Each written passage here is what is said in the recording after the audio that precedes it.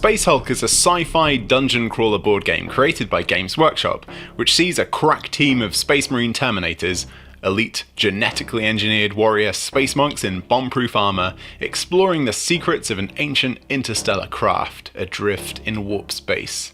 What mysteries will they find? Genestealers. Lots of them. Multi-limbed monsters hell-bent on ripping apart said Space Marines and anything else they come in contact with. There have been 4 versions of the board game since it was originally released in 1989, and every edition has included plenty of Genestealers as the main enemy. The original release featured the first ever fully plastic version of the model, and actually holds up pretty well compared to models of its time. It's practically identical to the most recent version of the model too. The version of the beasts I'll be painting for this tutorial will be the slightly more intricate ones found in the 3rd and 4th editions of the game, released in 2009 and 2014. As you can see, the models have much more dramatic poses than the early versions, and really play on the HR Giga Xenomorph influence. Now, if you have a version of the game, or use Genestealers as part of your army in Warhammer 40,000, you'll probably have quite a few of these guys, and having dozens of minis waiting to be painted can be a bit intimidating. No worries though, in this video I'll show you 5 easy, fast ways to paint up your Genestealers, and you can choose your favourite. Let's cover a few of the basics before we begin. As we'll be doing a bit of dry brushing for this speed painting tutorial, it's important to remove any major mould lines on the models so they don't catch the paint and stand out. You can use a hobby knife to gently scrape them off the obvious bits, but be careful not to hold the models too firmly when you do. Genestealers often have quite small contact points on their bases, and you don't want to accidentally break them off. Now, it's been a while since I've made a speed painting video, so here's a quick recap of the materials I'd recommend you use. First up, you'll want to prime the models to give your paint something to stick to, and to do a bit of cheaty highlighting straight away. It's good practice just to keep some white, black and grey handy, but for this episode I'll just be using white and black. Next, you'll need paint, obviously. I've chosen 14 core paints with good opacity that mix well together. You can find the full list in the video description. I personally prefer Vallejo, but the best paints are the paints you have. You'll also want a palette to mix your paints. I know every painter out there seems to use a wet palette, but because I'm colourblind, they're not really that useful for me, as saving paint for days and days just makes it really confusing when I come back to it. I use a basic plastic palette, but I prime mine grey so that I can see if I've thinned my paint correctly and gauge how it will actually apply over the model. You'll also need a few paint brushes. I'm just using cheap synthetic brushes here. I'd recommend one big fat round brush with a nice point to use as your main brush. This one will do about 90% of the work.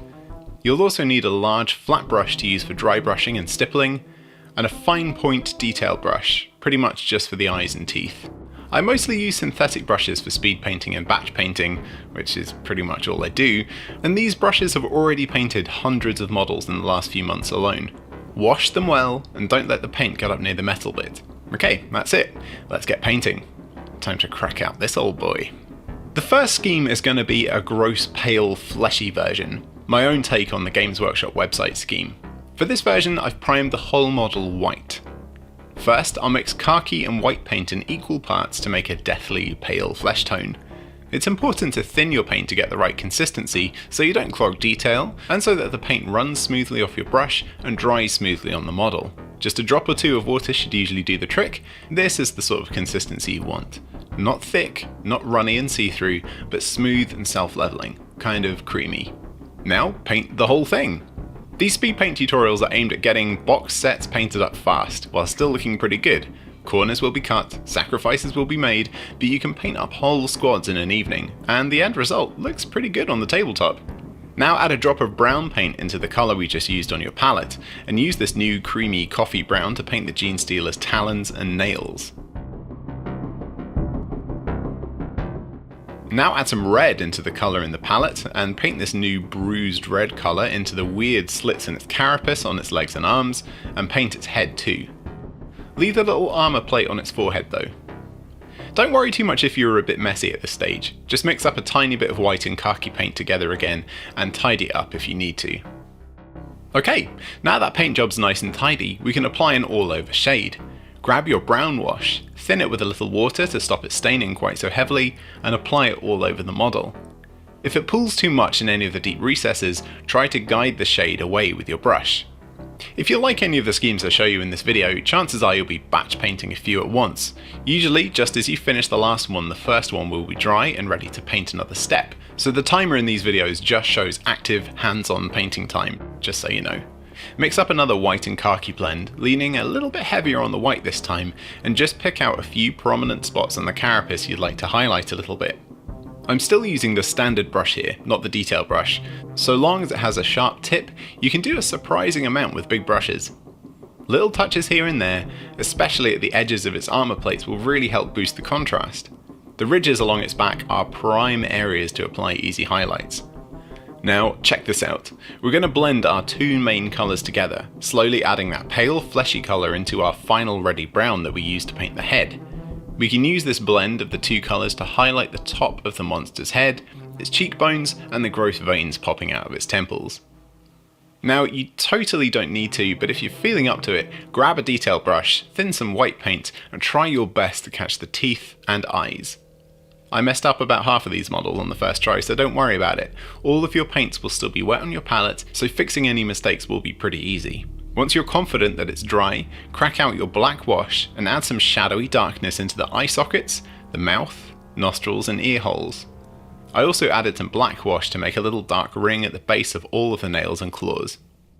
Just over 40 minutes per model with very little fancy brushwork, and the gross fleshy Genestealer is done. Next up, let's pay tribute to the inspiration behind the Genestealer models, H.R. Giger's Xenomorph from the Alien series.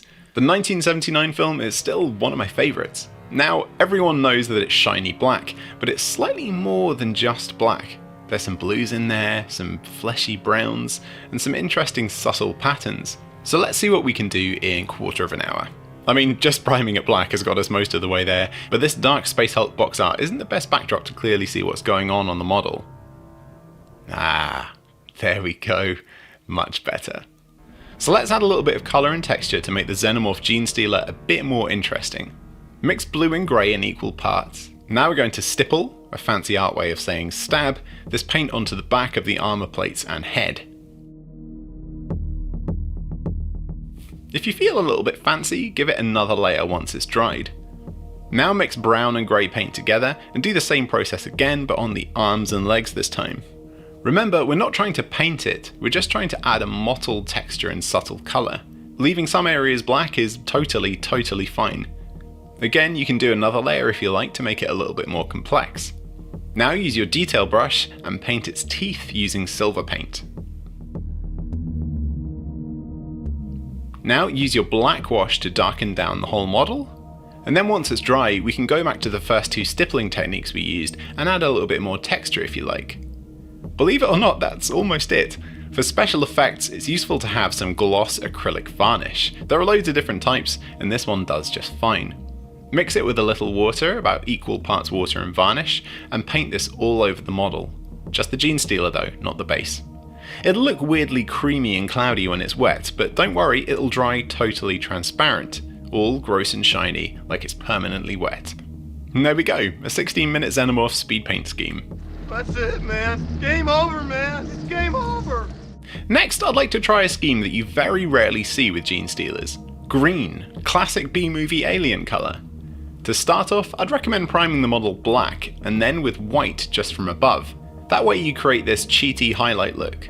As the paint we're using is slightly transparent, the colours will end up looking a little bit more vibrant on top, and darker underneath, which will look quite nice. I mixed brown and green paint together in equal parts, thinned it with water as always, and painted the whole model. Okay, looking nice and smooth, time to highlight. Now you may think that just adding white to whatever colour you've been using will highlight it nicely, but that will make it look pale and desaturated. No. The best way to make a really nice green highlight is to gradually add a bright yellow. We're going to build up this highlight by dry brushing, and as it's the first time I'm covering this technique in the video, here's what you do. Dab the brush into the paint a bit to get some on the bristles, and work it onto something absorbent like kitchen paper. When it looks like almost no paint is coming off, you can start sweeping your brush gently across the model, and the lighter colour will start to catch on the raised prominent areas, leaving the darker colour untouched in the recesses. Bit by bit I added more and more yellow, and applied progressively lighter, brighter dry brushed highlights. Once I was happy with the vivid green body, it was time to move on to the nails.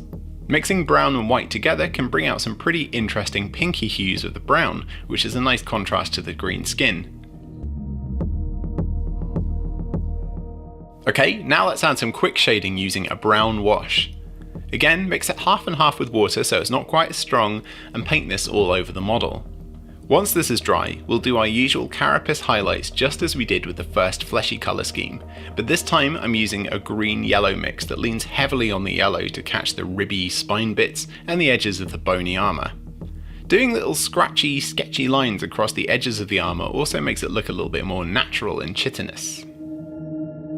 Mix up another brown-white blend, a bit stronger on the white this time, and use this to highlight the claws and talons, focusing more on the tips and staying away from the bases. This will hint at a sort of transition. You can also use this colour to paint the eyes and teeth. Ugh, typical. If you mess up the eyes or teeth or any details really, don't worry, it's not ruined. Just quickly grab another brush, make it a bit wet, and agitate the paint on the mistake you just made. Draw the paint away, wipe the paintbrush, and do it again. The paint will still be wet, so it shouldn't have stained too badly, and then you can just carry on as if nothing ever happened. To finish things off, I'll crack out the black wash and use it to shade the eyes and teeth, adding easy shadows in the recesses. I'm also going to use this to paint the bases of the talons and claws to make them stand out a little bit more, and also the splits in the armour panels to boost the contrast a bit. 39 minutes and done. I think the green really suits them actually. It kind of reminds me of Gregor, one of the Zoonoids from the Guyver manga. The other Zoonoid looks like the first one I did. I think I might just be obsessed with the Guyver. Anyway, what's next? Let's go for another classic alien cinematic colour scheme. The grey-brown flesh tone made famous by E.T. and Mac and Me? Oh man, that was a terrible film.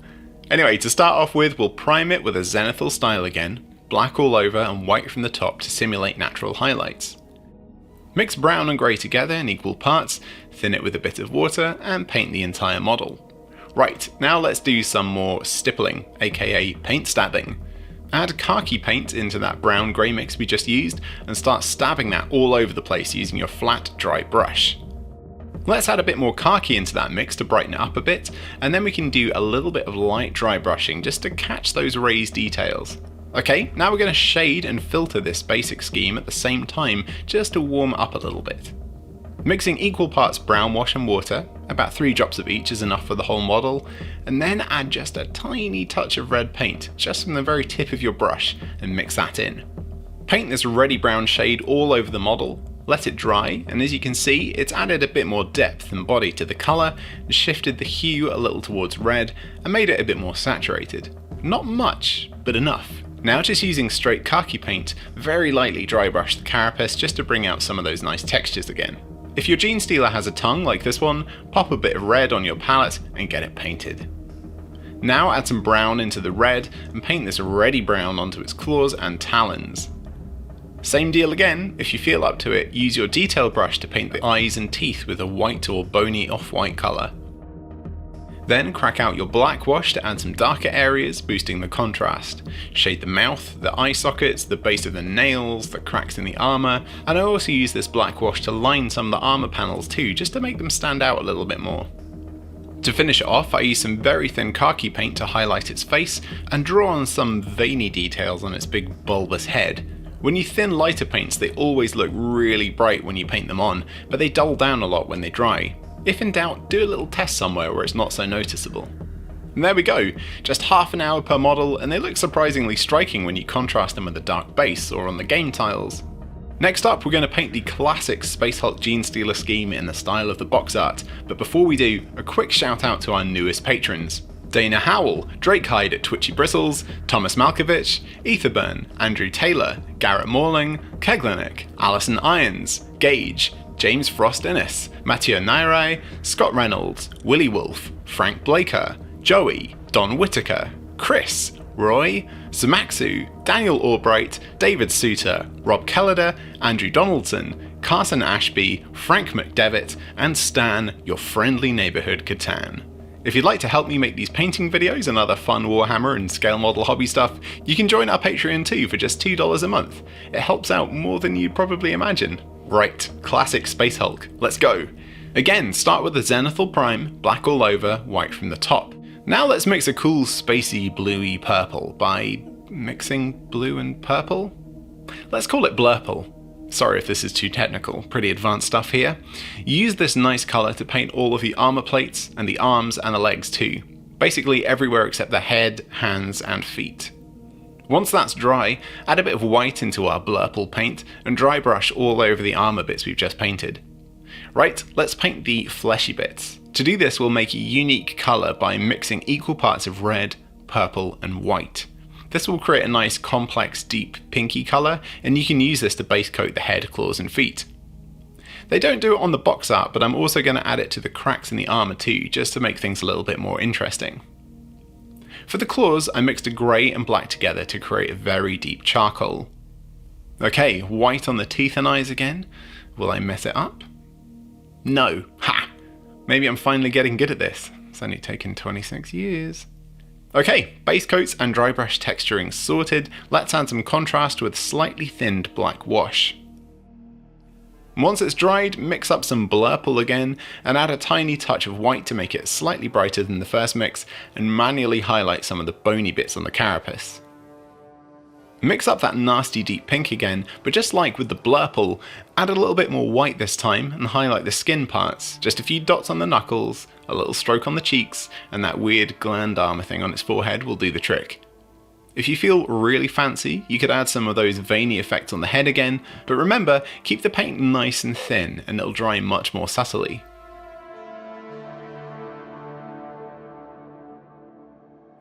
To finish off this colour scheme, use grey paint to catch the upper edges of the claws and talons using the edge of your brush. And we are done. Classic Space Hulk in just half an hour per model. And there we go, 5 unique, easy and fast Genestealer colour schemes that'll help your Space Hulk set get painted up in no time. Come on now, it's been sitting on the shelf for at least 6 years, maybe 30. Time to get it painted, eh? Thank you so much for watching. Let me know which scheme is your favourite in the comments, please hit the like button if you've had fun, and subscribe if you want more things like this popping up in your YouTube feed. And I'll catch you next time. Bye for now.